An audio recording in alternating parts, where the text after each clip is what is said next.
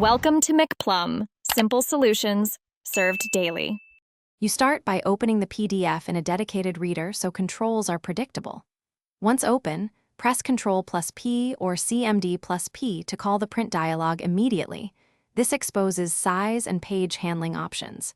You choose the printer first because available margin adjustments depend on printer drivers. Make sure to inspect the print preview on the right. It shows current crop and white space. If the preview looks off, switch the paper size or source before changing scaling so you don't misalign content. Now you modify how the PDF maps to the paper. Choose fit, shrink oversized pages, or enter a custom scale like 95% to reduce edge cropping while preserving layout. Once done, change orientation and paper size so the printable area aligns. For instance, switching to letter or A4 affects edge margins.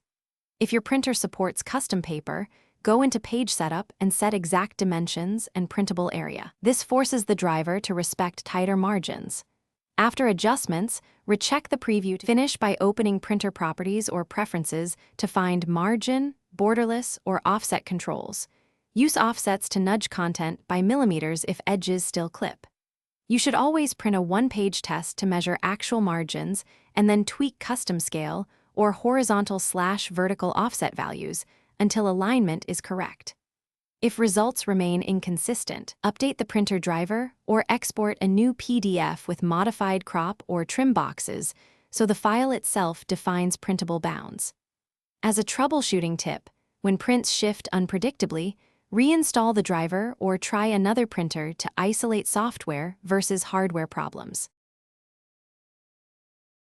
Thanks for watching. Stay juicy and subscribe.